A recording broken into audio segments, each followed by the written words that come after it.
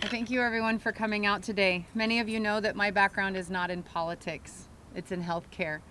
And I'm proud and passionate about my job as a nurse and take my ethical duty to protect and defend my patients' health very seriously. When doctors begin their practice, for example, they take an oath.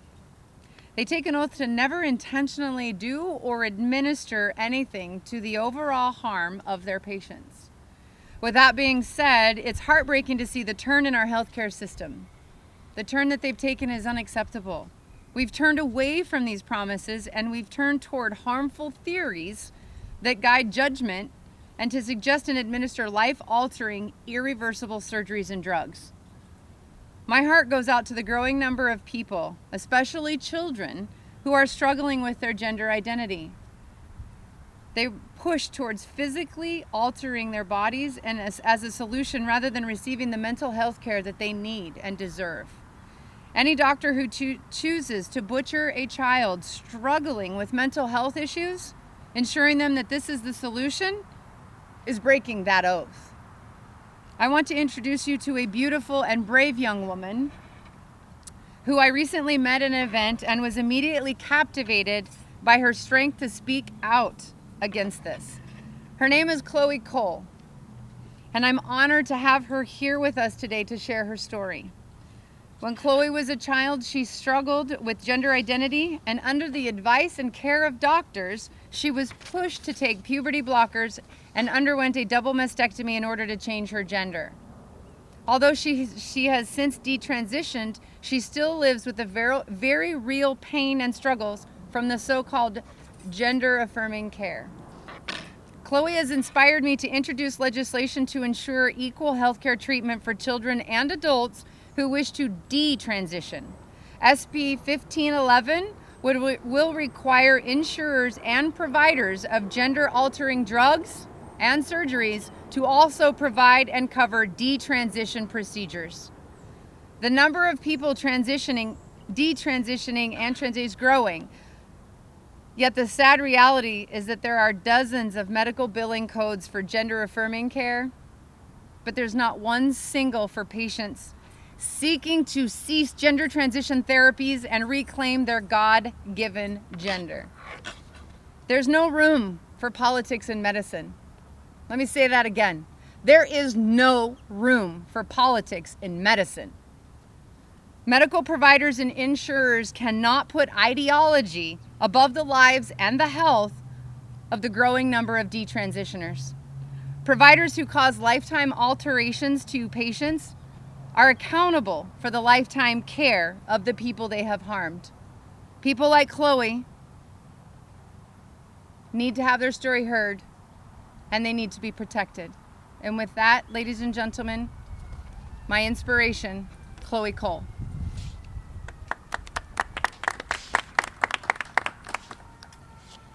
Hello everybody. Thank you all for coming out today. My name is Chloe Cole, and I am a detransitioned woman. I'm 19 years old, and I'm an advocate for the rights of children to grow up healthy, with their bodies fully intact, and for the rights of their parents and their caretakers to raise them as they see fit. As a young girl, I'd always been somewhere in between being more effeminate and being a stereotypical tomboy. When I was younger, I loved wearing pink and frills and dresses, and I loved playing dress up with my older sisters when they would put makeup on me and playing with dolls. But I also loved playing with my big brothers. I loved exploring. I loved being outdoors. I liked having my hair short because it was more comfortable. And the older I got, the more I felt like a lot of my interests and my personality and my sense of humor aligned with the boys my age and the girls. And there were times when I felt very out of place amongst girls my age. I had difficulties socializing in school. I have always kind of been the creative type. And I often felt like there was something that was setting me apart from my peers, and especially my female peers. I was diagnosed with ADHD, but I strongly believe that this was an erroneous diagnosis because the treatment that they gave me over the years was non-effective. And I believe that I'm actually on the spectrum, and this influenced a lot of my difficulties growing up. As a tomboy, as a girl who was creative, and as a girl who went through an early puberty. Now, I started going through the process of puberty when I was about 8 or 9 years old. That was when my breasts started to bud. And on one hand, I was excited to grow up into a woman. On the other, I was afraid of the responsibilities that would come with my femininity. And I often felt like I was being looked at, like I was an adult woman, while I was still a child. Like people were looking at me in ways that were incredibly uncomfortable. It was a feeling that I wanted to flee from. And having talked to the women in my life and the other girls my age about this process of going through puberty, about growing up from a girl into a woman, it often felt like the negative things, the scary things about being female were emphasized. The pain of periods, of childbirth, pregnancy, of menopause, the fear of aging, all of the social expectations that would be placed on me as a woman. I felt like it would be an experience that I never wanted to have. I was afraid that I would never match up to these ideals of how I was supposed to act or look as a woman, especially as a more tomboyish girl, as a girl who had a little bit more muscle, a girl who had body image issues. And I wanted to change. I started to feel as though I would be happier if I were just born as a boy instead. And when I learned about the transgender community through social media, it gave me a convenient explanation for why I felt different from these other girls, for why I felt like I couldn't match up. I started to believe that I was meant to be a boy all along, that the way that I was born, that my body was made wrong. And just at the age of 12 was when my social transition began. I started calling myself a boy. I named myself Leo. And I tried to change. I changed the way that I cut my hair. Secretly, I started buying more clothing from the boys section in stores. And I tried to act more like my older brothers, like my boy cousins, my dad, my male peers from school. And when I told my mother and father about these feelings of mine, they were conflicted.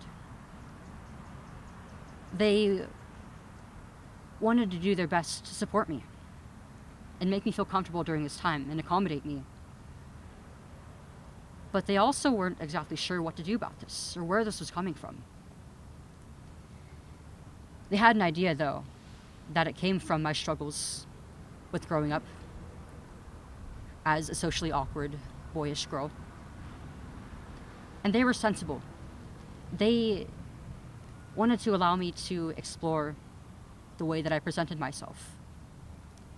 But they didn't want me to make any permanent decisions governing my body or my development. They wanted to allow me to be a child. But our doctors didn't allow that. My mom and dad started doing their research, and at every turn, they were pointed in the direction of affirmation. They started sending me to therapy to try and get me the help that they didn't feel qualified to, because they didn't know anything about this at the time. And in each of these appointments, my mom and dad were not allowed to come into the room. they were not followed up with about what was actually spoken about. And while I was going through these therapy sessions, I didn't feel like I was getting any help. Sure, they were calling me a boy and by my preferred name and pronouns, but none of the real issues that I was having in my life, emotionally, socially, and school, were being addressed at all. And I started to become more and more distressed with each coming day. My mom and dad started becoming more concerned as I told them what I wanted to do, that I wanted to stop my puberty, that I wanted to start taking androgens. And so they had a meeting with my doctors. They asked them, "What is the rush? Why does she have to do this now? Why can't we wait until she is an adult and she has agency over herself and she's grown?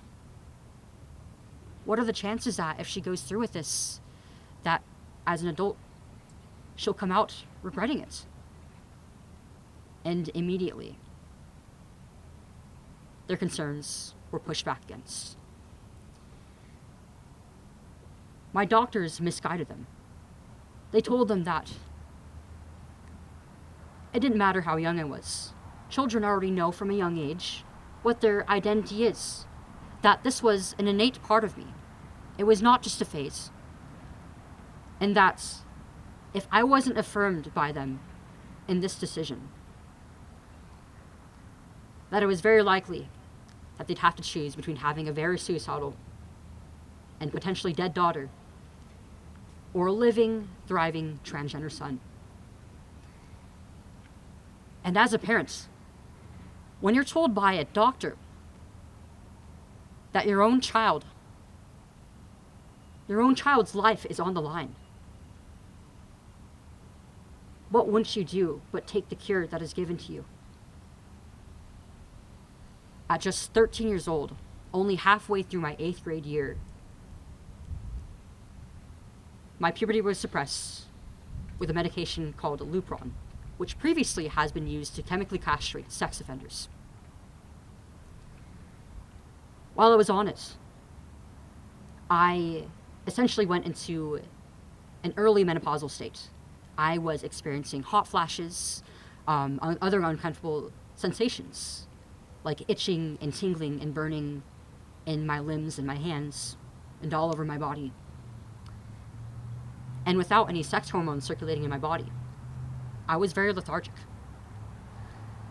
So naturally, when I received my first shot of testosterone months later, I felt incredible. It was exhilarating. I finally felt my body was in functioning order again. My energy levels came back. I was experiencing what they call gender euphoria, because I was given this idea that this treatment was a part of my identity. And by masculinizing my body and stopping my perfectly healthy development, I would become a man. I would be closer to that boy that I always was supposed to be. And yet, I started to get worse. I went through a honeymoon period where I was looking forward to all of the physical changes and the social changes with being perceived as a boy in high school. But after a while, it became my new normal. And I was so much lonelier in this new life.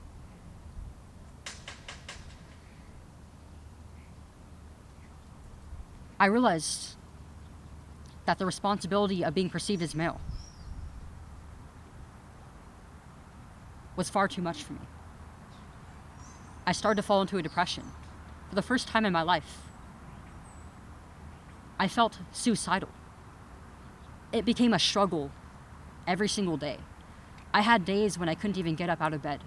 I had nights when I would manically text my mom because I wouldn't know what to do with myself.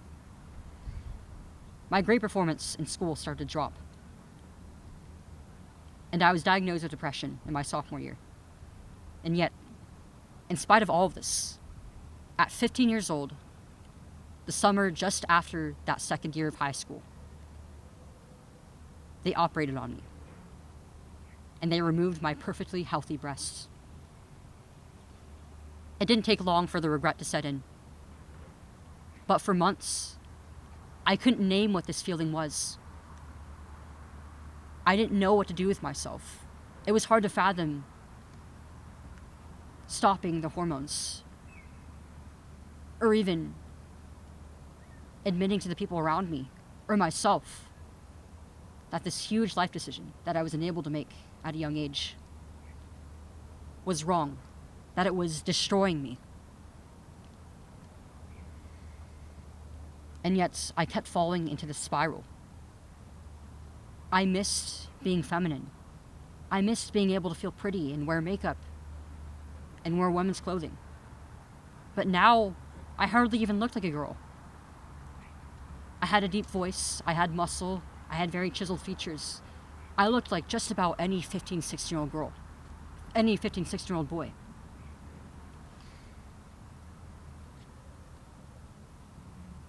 It wasn't until I took a class in psychology that I started to piece things together.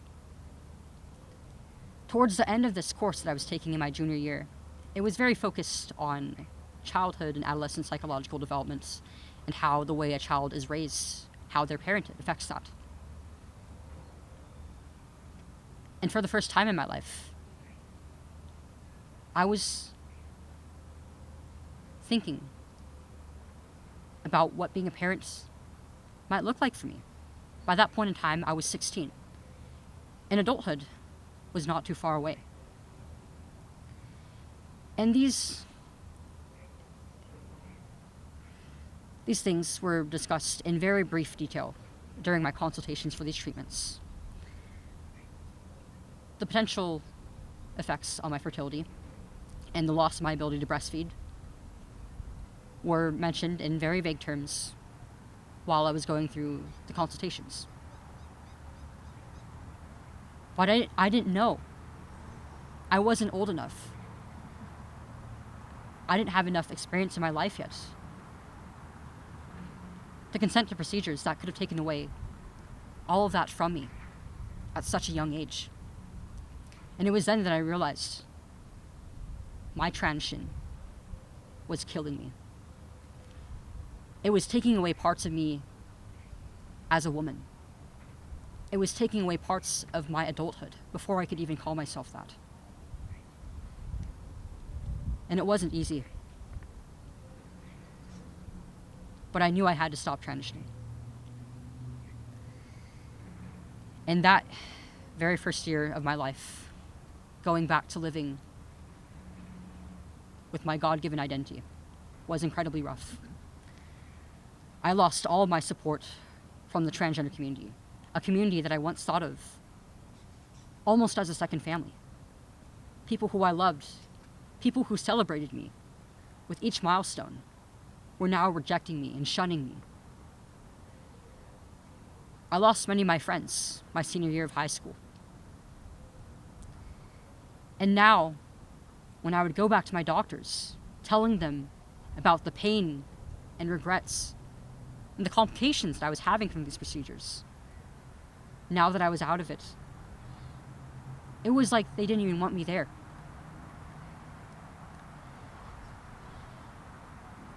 It's been almost 3 years since I've detransitioned. And to this day, I'm still experiencing complications. I have irregular menses. I don't know whether I'm going to be able to conceive or safely carry a child to term.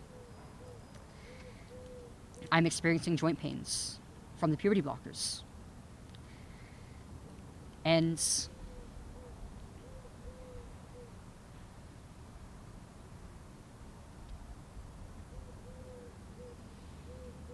I'm experiencing chronic pain in my pelvic region that has been slowly getting worse over time.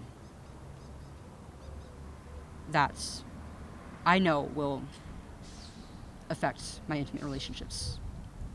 It will affect my marriage in the future. And my breasts, I know I'll never have them back. I know those scars always will be there. And that even if I chose to get them reconstructed via implants or tissue, nothing could ever bring the function or shape or sensation back. I could live with that if it weren't for the fact that I started having complications years post-op. I've tried to go back to my surgeon. I've gone back to several doctors asking for help. And from each one, they haven't been able to provide me with a response. They have no idea what is going on with me, because whatever this is, they've never seen in any other patient. Much of what I'm dealing with now, in terms of my physical health, I was not informed of, and neither were my parents. My fundamental right as a child to grow up with a healthy body, with the ability to live my life to the fullest, was denied. My mother's and father's rights to taking care of me, to raising me as they knew best, to being fully informed on my healthcare, was taken from them.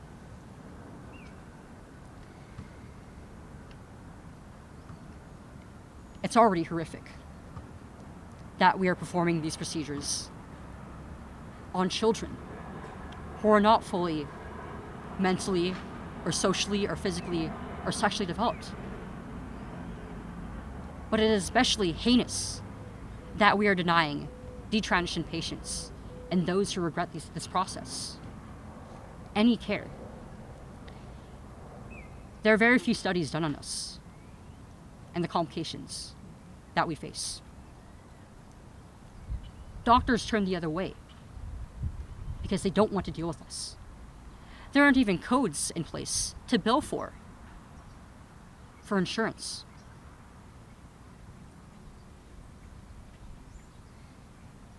But detransitioners are an especially vulnerable population. We need your help. We need our stories to be spread. We need our voices to be heard.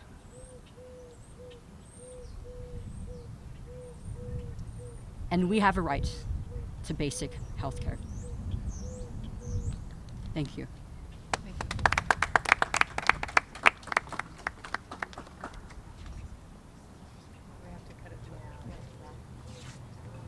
So apologize, there's another press conference, so we have to kind of skedaddle. Is there any questions that we can? In terms of making people responsible, I know you talked insurance with regards to coverage. Would this make doctors liable to perform the procedure, or is this the insurance? This is about having access to care for detransitioning, which they don't have at this point. This is specifically in regards to the fact that we don't have if there aren't any diagnoses codes, they can't bill. They can't. The doctors can't, when they even want to. They don't know how. So this is our first step in addressing the issue that there needs to be a focus on this population. As you know, a couple of years ago, the legislature passed a law prohibiting surgery on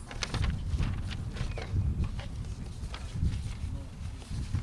I know this isn't your bill. I mean, do you think we should just prohibit any of this on minors, even with parental consent? We're not addressing that today. And my personal opinions are not why I'm here.